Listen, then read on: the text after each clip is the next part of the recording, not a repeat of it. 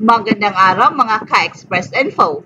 Isang buwan na lang at muling magtatapat na ang Gilas Pilipinas versus New Zealand sa isang rematch na inaabangan ng buong basketball community.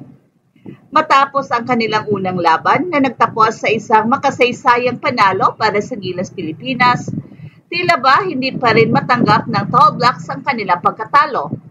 Ang kanilang unang pagkatalo sa kasaysayan laban sa Pilipinas. Pero sa kabila ng lahat ng yon, mas lalo pang lumalakas at bumangon ang Gilas Pilipinas, kaya takot na takot ang New Zealand sa kanilang mga susunod na laban.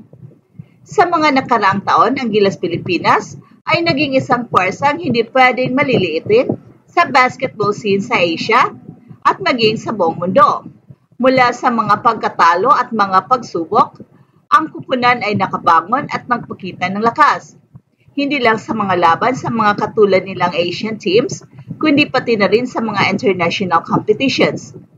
Isa na nga sa mga pinakakahangahangang achievements ng Gilas ay ang panalo nila sa Latvia at ng New Zealand, na mga kupunan na kilala sa kanilang malakas na lineup at reputasyon sa basketball.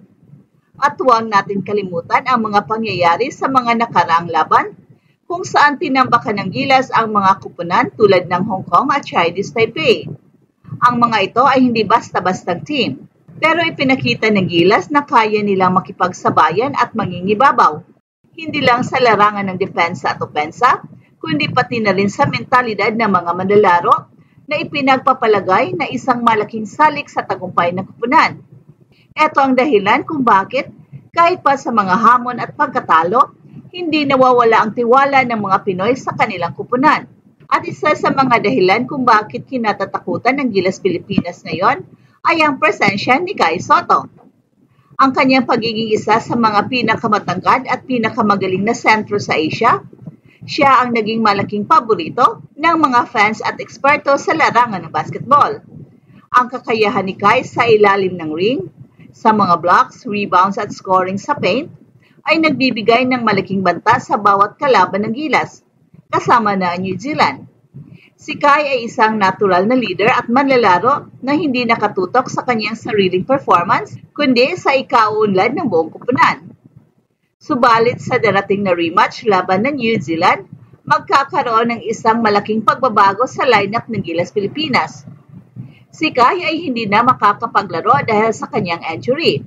Ito ay isang malungkot na balita para sa mga fans ng Gilas at sa buong bansa. Pero hindi ito nagpapabagsak sa kupunan. Ang pagkawala ni Kai ay hindi nangangahulugang maguguluhan ang Gilas dahil ang kupunan ay puno pa rin ng mga magagaling na big men na handang humarap sa New Zealand. Ang pagkawala ni Kai ay nagbibigay ng pagkakataon sa iba pang mga manlalaro na ipakita ang kanilang lakas at kanilang kakayahan. At isa sa mga manlalaro na inaasahang magbibigay ng malaking contribution sa laban ay si Carl Tamayo, isang stretch big man na may kakayahang mag-score at magbigay ng offensive arsenal para sa Gilas.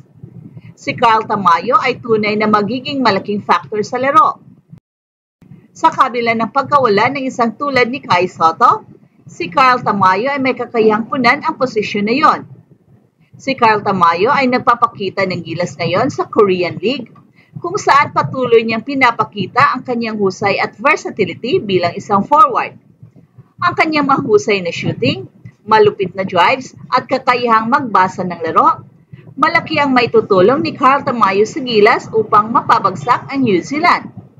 Bukod pa rito, ang kanyang lakas sa depensa at pagkakaroon ng matalim na basketball IQ ay magbibigay sa Gilas ng malaking advantage laban sa mga top players ng New Zealand. At ito na ang pagkakataon para kay Carl Tamayo na magningning at mapatunayan na handa na siya para sa mga malalaking laban sa international basketball scene. Isa pang manlalaro na inaasang magpapakita ng lakas sa harap ng New Zealand ay si Kevin Kembao. Isa siya sa mga bagong mukha na magbibigay ng maraming pag-asa sa mga fans ng Gilas. Bagamat nagkaroon siya ng sprain sa kanyang ankle sa kanyang debut game sa Korea, inaasahan pa rin ang kanyang pagbabalik sa susunod na laban. Si Kevin Kembao ay kilala sa kanyang mga plays bilang isang versatile big man na may kakayahang mag-shoot mula sa labas at makipag-agawan sa ilalim ng ring. Well, sa kabila ng kanyang injury, inaasahan na magiging malaking bahagi siya sa laban ng Gilas kontra New Zealand at ang kanyang presensya ay makakatulong kay Carl Tamayo sa pagpapalakas ng kanilang front court. Sa kanyang husay, matinding work ethic at pagiging isang maasahang scorer, magiging magandang add-on si KQ sa lineup ng Gilas na magbibigay ng isang solidong depensa at opensa. At isa pang manlalaro na inaasang magbibigay ng malaking impact sa laban ng Gilas kontra New Zealand ay si AJ Edo. Si AJ Edo ay magbabalik sa Gilas matapos ang ilang taon na hindi paglahok sa international competitions. Siya isa sa mga pinakamatatangkad na big men ng Gilas na may exceptional skill set sa depensa pati na rin sa opensa. Isa siya sa mga pinakamahusay na shot blockers ng Gilas at nakikita ang kanyang kakayahang magbigay ng tulong sa kanilang pagtatanggol sa ilalim ng basket. Si AJ Edo ay isang well-rounded player na kayang mag-ambag sa iba't ibang aspeto ng laro mula sa rebounds, blocks at scoring. At ang pagbabalik ni AJ Edo ay isang napaka-valuable na pagkakataon para sa Gilas, lalo na sa harap ng New Zealand. Ang kanyang presensya sa frontcourt ay magbibigay ng lakas at depth, lalo na sa mga sandaling kailangan nila ng malakas na depensa at rebound. Makikita natin na sa bawat pagkakataon, ang Gilas ay nagiging mas sulit at komprehensibo sa bawat aspeto ng laro. Ang kombinasyon ni Carl Tamayo, Kevin Kembao at AJ Edo sa ilalim ng basket ay tiyak na magiging malaking factor sa pagpapabagsak ng New Zealand. Sama-sama ang mga veteranong manlalaro ng Gilas sa kanilang paghahanda para sa rematch laban sa New Zealand, kasama ng mga bagong players tulad ni Carl Tamayo, Kevin Kembao at AJ Edo. Makikita pa rin ang mga stalwart ng kupunan tulad ni Junmar Fajardo at Chapit Aguilar. Si Junmar ay isang veterano na may napakalaking impact sa ilalim ng ring at sa mga crucial moments, samantalang si Chapit Aguilar ay kilala sa kanyang athleticism at pagiging isang versatile defender. Ang kanilang mga karanasan at leadership sa loob ng court ay magiging malaking tulong sa mga batang manlalaro ng Gilas na magbibigay ng kumpiyansa at stability sa buong kupunan. Ang mga veteranong ito ay hindi lamang magbibigay ng lakas sa bawat possession, kundi magiging gabay din sa pagbuo ng winning mentality ng buong team. Hey, hey, hey! Attention mga kapatrol! Get ready for an epic giveaway!